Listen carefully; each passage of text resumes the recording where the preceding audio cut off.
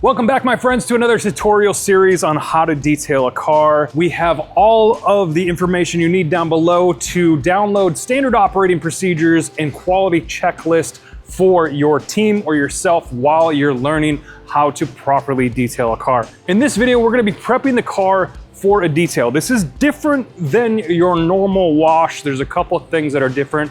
I'm going to show you the most effective, fastest, and best quality way to get this job done so you and your team can make money and get on to the next vehicle. We're going to go through all the tools, the chemicals, and the tips and tricks to get this job done. This is a video to teach you how to prep the body of the vehicle for detailing. Please check out our wheel cleaning and engine cleaning videos if you haven't already done so. Prepping the body for detail is a little bit different than just your normal hand car wash. We are going to be removing a lot of the embedded contaminants that have sat on the surface and they're stuck on there and they don't come off with your normal wash. There's a lot of different chemicals we can use and techniques to remove that safely on the car. I prefer to polish the car after this. You don't necessarily need to polish the car after we're doing a prep on this, but if you're doing a paint protection film, you're doing any type of detailing or polishing, this is the steps that you would use before that detailing process. We don't want any contaminants on there. If you're polishing the paint, we don't want anything that gets stuck within that pad and interferes with the final finish of what we're trying to achieve by polishing it and removing scratches. After 20 years of detailing, I've developed some processes to be able to save you time and still get the quality job that we're looking for when we're doing this type of work. One of the things is to have a cart with all of your tools, chemicals ready to go. The last thing you want to be doing is looking for a chemical or looking for a tool while you're in the middle of this process. That's going to kill your efficiency. First thing I like to do is pressure wash the vehicle. Using the pressure washer, I try to keep about a foot and a half away. You do not want to get too close to the vehicle. You could cause some damage, and we don't want to do that. So make sure you're staying away. I start on the top and work my way to the bottom and let gravity do its thing. We're not going to use any type of soap. We're not going to foam it up. This is not an Instagram detailing channel. I'm showing you how professional detailers do it. We're rinsing any salt, dirt, mud, or debris off the car before we wash or use any chemicals. That pre-foaming and rinse when we're actually going to be detailing a car is a waste of time and product, in my opinion. All right, next we're going to use a specialized soap. This is a Decon soap. It's made for these pre-detailing processes. This is different than a wash. We're not gonna use a normal soap or any soap that has any type of protectant in it. This will help break down any of the dirt and grime, layers of filth on that car. So we're gonna simply mix this up in our foam cannon. A lot of times we don't need to fully fill our foam cannon. I'll just do about halfway and then make sure you read the dilution instructions. This one requires anywhere from 1 to 3 ounces of the product. So we're gonna fill this, add our Decon soap in there, and then we're gonna foam the car.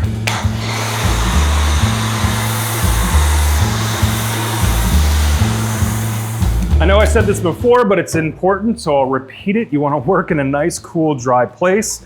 Foaming a car like this in the hot sun, you're not gonna have much time for this to actually dwell and the chemical to start doing the work. So if you get in the shade, if it's nice and cool, inside is always gonna be the best. If you have a ton of bugs on the car, I will actually spray a dedicated bug remover on that front and I'll let it dwell for at least 2 minutes. This really helps break down those bug guts and it loosens them up, making it easier for you to remove. The last thing that you want to do is scrub them and rub them into the paint because that could, again, cause more damage and we're trying to avoid that.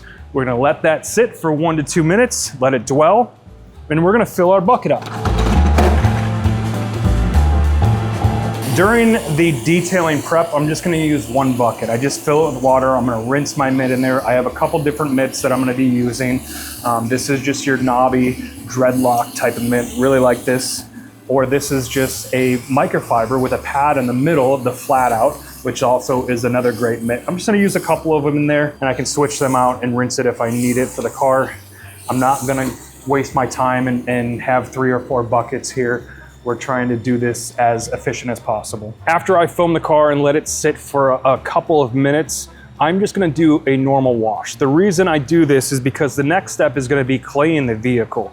and I wanna make sure all my chemicals that I use after this are gonna be effective, because if they have to eat through a bunch of dirt or film or grime, they're not gonna be as effective on the vehicle. Now we're gonna wash the car from the top to the bottom, and I'm making sure that I'm washing with intent, right? So spots like this where I know it's dirty, I'm gonna get the mitt inside there and just clean.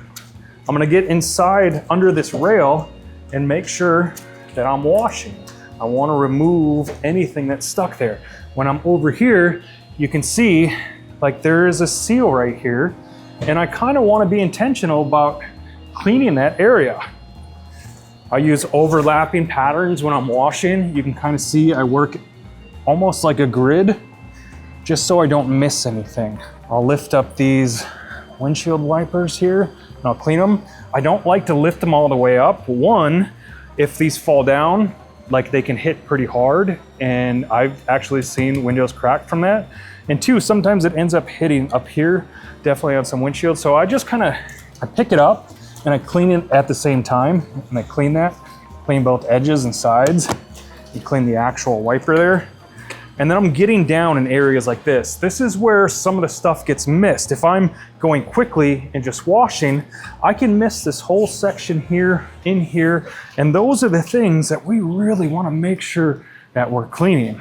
So I'll clean a couple panels at a time, and then I'm going to rinse it, and then I'll continue my wash. Rinsing as I need it or grabbing a new mitt. Even on the side here, like this is where I have to be aware. This one has some vents on the windows. I'm gonna make sure I get up there and clean that stuff. I'm gonna be intentional and clean inside areas like this, up inside there, on the side of this mirror. I'm getting up in the corners, on the bottom, all around that mirror, flipping the mitt, coming over here. Again, I'm working section by section in like a grid style pattern. When I'm starting at top, I'll flip my towel if it's real dirty, and I'll work my way to the bottom. That bottom area is like where you're gonna have a lot of that gunk, you know, so I'll get areas like that, kind of see where it's dirty. That's where I want to rinse, get that rinsed off, maybe grab another towel. But as I'm working around the car, I'm bringing my bucket with me. So I did the whole top, and now I'm just working my way around the car. So I can move in an efficient manner and not waste any steps around the car. Just work my way from the side all the way to the back to the front of the vehicle. Up here too, a lot of these backs of the SUVs, you have to make sure that you're using your mitt and cleaning this top section here. A lot of people will miss that part. Removing plates, you can decide whether you want to remove the plate or not. I removed the plate on the back here, it just makes it a little bit easier.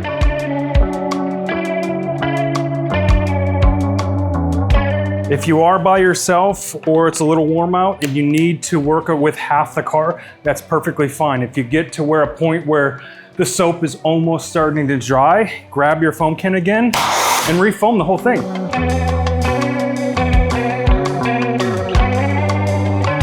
I'm just gonna do that on that side and continue my wash.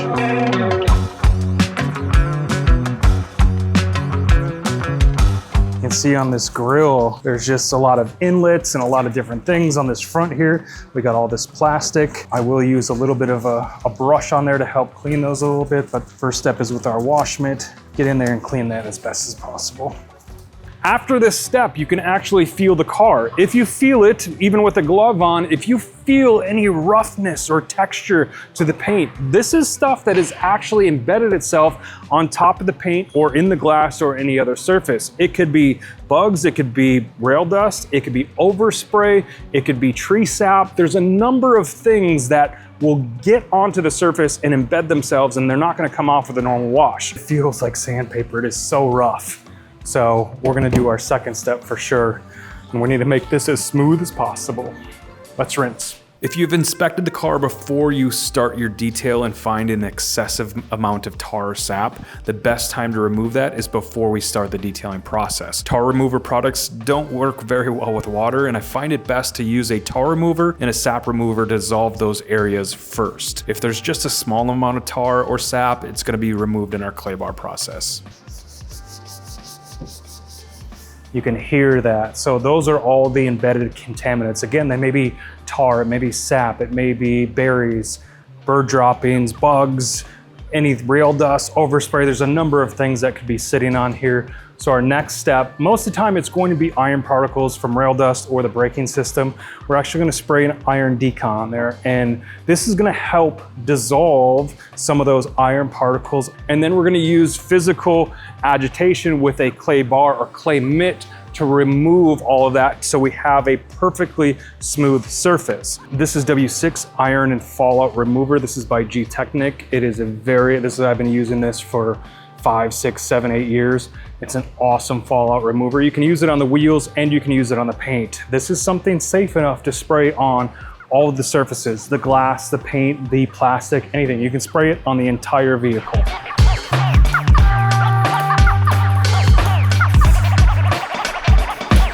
And again, I want this to just dwell on the paint a little bit. Let it start, that chemical start to eat away at all those iron particles. I've used this product for a long time. I know it is pH neutral. So it's one of those products that I can kind of let it sit on there long enough to let it almost dry.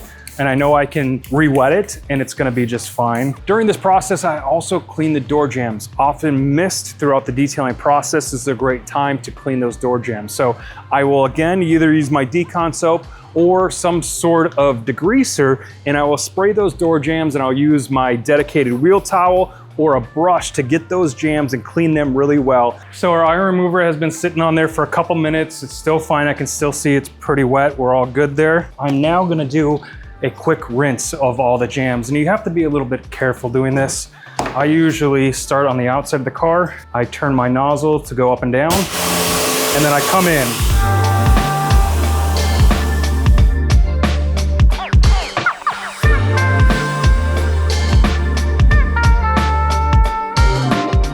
And if you get any type of water in there, just quickly wipe it down. It's hard to avoid it sometimes, but you want to pressure wash those out and get it clean. So I'll use an extra towel just to wipe it there. So our iron remover has been sitting on there for a little bit now. I still have some Decon soap in there. So I am now going to foam it once again. I'm not going to rinse that iron off there. I'm going to leave it right on there. I'm going to foam this.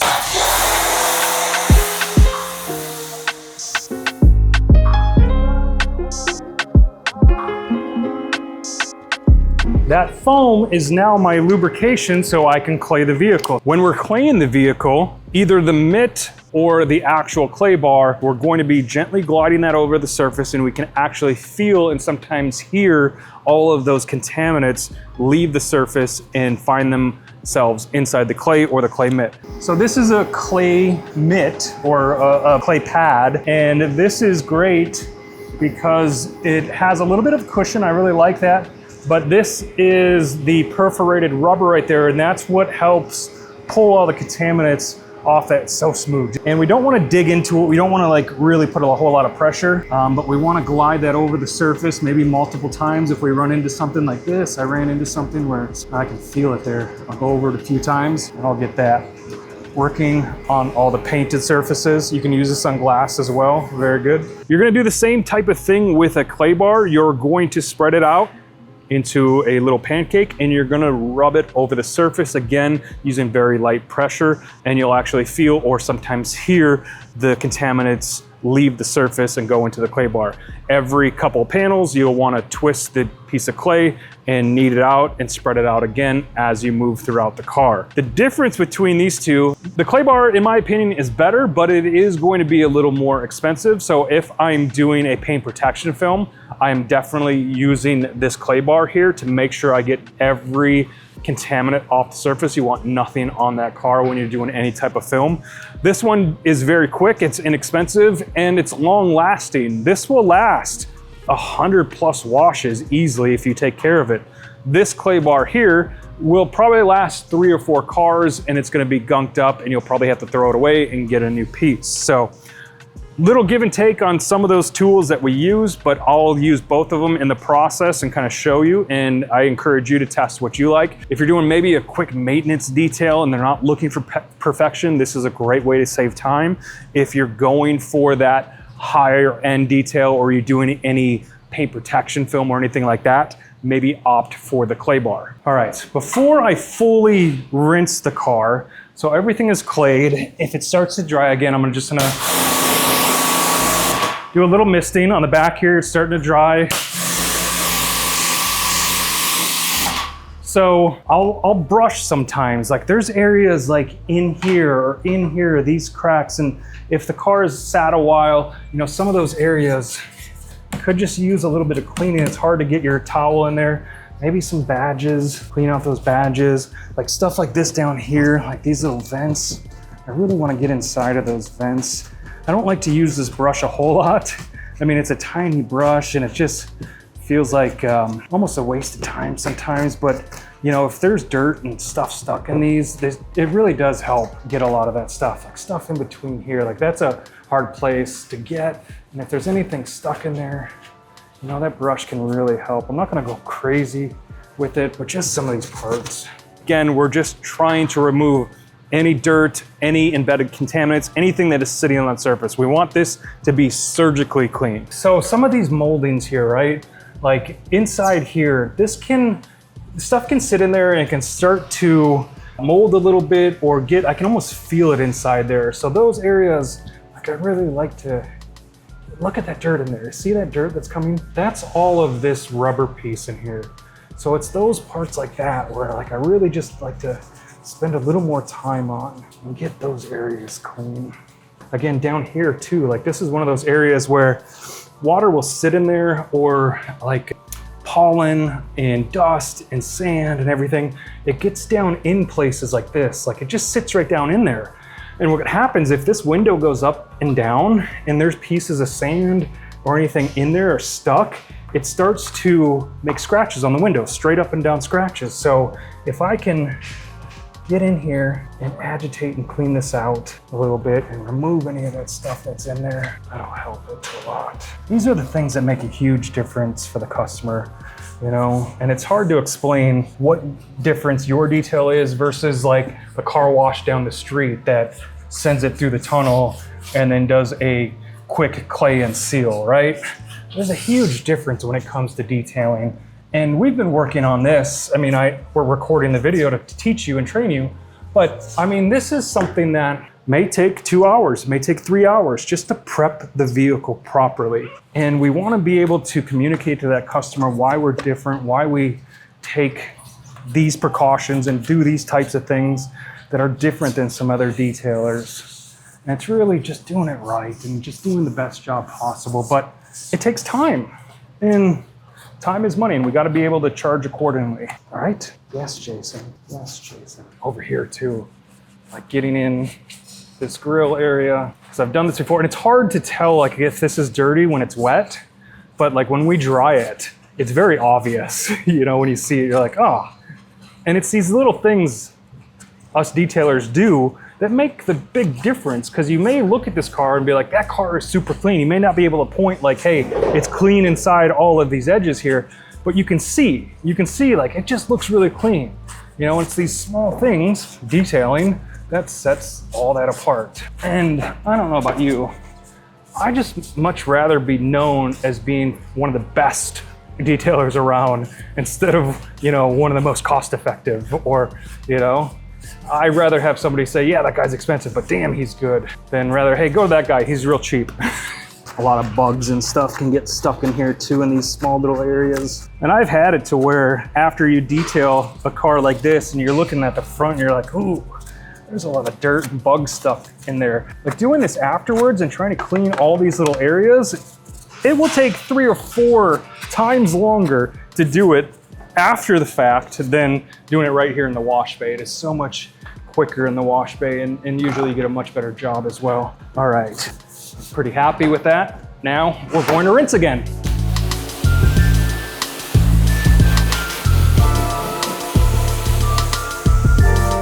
Now you should have a perfectly flat surface. There should be no hydrophobics left on the car after you've clayed it and you've washed it. It's baby clean now, and it's smooth. So after I rinse it, I'm actually gonna go and feel all the places, right? Just gonna run my hand over it, and as long as everything's smooth, we're good to go. But You know, sometimes we miss stuff like right here. Like I can feel this part, I was going a little too fast, and I feel this top edge there, and I feel a little bit of contaminant still there. So it's easiest just to do while we're in here. I'll just make sure I clay that top there. So there's just a little bit of contamination there. And again, I'm gonna say this again, and hopefully it's something that you don't get sick of, but like a good detailer, the difference between a good detailer and a great detailer, and I know we all wanna be great, just double checking your work. Too many people just go through the motions on this and don't double check their work. You're gonna save yourself a lot of headache too with the customer. You don't want the customer to find that stuff, to feel it and be like, hey, this top is still really rough here, you know? I was just kind of feeling it, it's really rough. Find it before your customer does.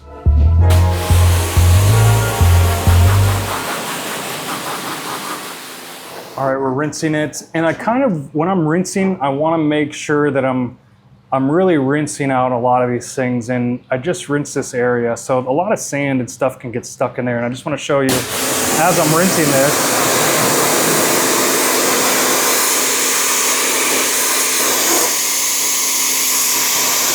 you can see a lot of that sand is coming out of there. Now, the only way to get all of that out would be to remove these panels and clean behind there. But sometimes I will take a little extra time, especially cars like this, to kind of rinse those areas, especially if we're gonna be doing film. Even if it's a car that's been driven on the road just a few times, like sand and all that stuff builds up really quickly inside those areas.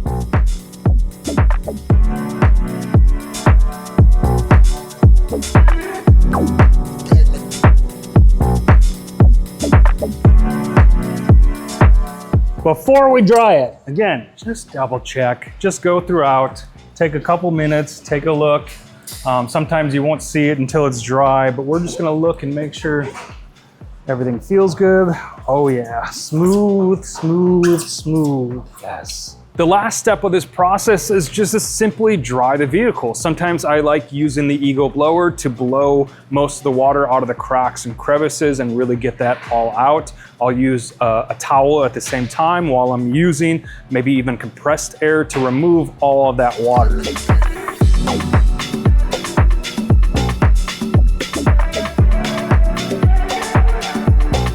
We've got some of our door jamb towels, and we're gonna dry down the door jambs. You don't want that water to sit in there and create any type of water spots.